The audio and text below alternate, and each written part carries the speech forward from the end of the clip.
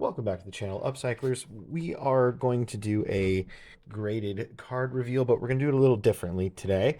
I did get a 20 card order back from PSA today, but we're going to break it up into two short videos. One, I want to talk about these particular 8 cards. These were all regrades slash crossovers where I cracked and sent them all back in. There's a BGS, couple GMAs, whatever that is. What is, I don't even remember, ECG, and then 4 of these PSAs that I cracked and sent back. It was a very interesting experiment, so we're going to take a look at those and discuss that a little bit. In no particular order, we'll start here. This was an ECG 9.5 gem. This is 29 tops now. Fernando Tatis rookie. It's one of the ones I need in 10 to complete my set of these. And it did, in fact, get a 10. So apparently ECG's gem lined up with PSA's gem. That is great news. Let's look at the other 2 crossovers. This is a GMA 10, and that's a GMA 10. This is a 82 Walter Payton card, and it got a 7. That doesn't make any sense. And the Griffey got an 8. Now, taking those 2 together actually does make a little bit of sense. I have noticed that when you send an order into PSA, it's best to separate out the ultra modern from everything else. Even though you can bolt things together with them, anything, I think it's 2000 forward or 1980 and newer. I don't recall off the top of my head, but the bottom line is these cards probably should have been in an order. And as I've sent in orders that have only older cards in them, they get routed. I'm 99% sure they get routed to different graders. And I think these, because they were just tacked on to a ultra modern order, they went to one of the ultra modern graders who had no idea what to do with it and just gave them 7s and 8s and moved them off their desk without barely looking at them.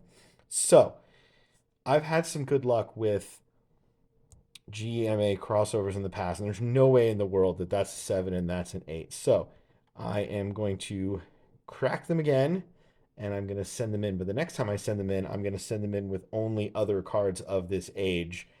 And I have a feeling they're going to come back with a lot better grades. Okay, the last crossover is this BGS 9. This is a Manny Machado first Bowman refractor. So it is numbered out of 500. Hopefully you can see that. And, I wasn't really expecting this to get a 10. I was just nervous sending it in because I didn't want it to get an 8. You can see it is definitely a little off center left to right. 9 seemed like a fair grade, but a PSA 9 is worth a lot more than a BGS 9 just because. And it did, in fact, get a 9, so I'm happy with that as well. Now, here's where it gets extra interesting. These 4 cards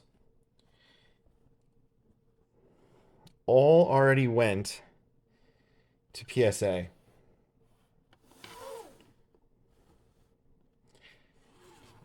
And they just didn't look like the grade was right to me. There was nothing wrong with these. I looked at them very carefully before I sent them in the first time, and I was genuinely expecting 10s.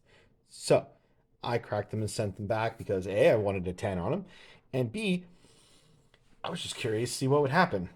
So here is a MJ Melendez purple refractor from Topps Chrome Update. We all know Topps Chrome Update had terrible quality control, so there actually is some value in 10s out there because they're pretty rare. And I did, in fact, get a 10. Look at that. Same card, went from a 9 to a 10. Here's a 2018 Topps Now Juan Soto, similar to this Tatis. I'm also trying to work on that set. There's a lot more cards, and I'm a lot further along with the Tatis one, but here is the Juan Soto. It got a 9, and they gave it a 9 again. I'm guessing it must be centering. Borderless cards like that can be really tough to tell centering on, so I'm not really 100% sure, but oh well. Now here's another Soto combo with Gurriel. This got a 9, and they upgraded to a 10. Look at that. 2 out of 3. And here's another one, very similar to this Melendez. The centering is perfect on this. There isn't a mark on it. The corners are good. Everything is good. And it got a 9. So I sent it back in and it got a 10. That is very interesting. 3 for 4 cracking cards from PSA. And it was like these were graded originally by PSA like years ago. This was like, well, if you go back a few videos, you can probably see when I opened these up the first time. So there you have it. There definitely is value in cracking and resending the stuff in. Now, I wish we didn't have to. I wish they just got it right the first time every time, but unfortunately, that's just not a world we live in. Let me know if you've had any experience with cracking and sending stuff in yourself. What do you think of this cards? And yeah, again, as always, thank you very much for your time watching my videos. If you enjoy this kind of content, please do like the video. It helps me out a lot with the algorithm. Comment below, subscribe to the channel, ring the bell, all that good YouTube stuff. And take care. I will see you in the next one. Bye.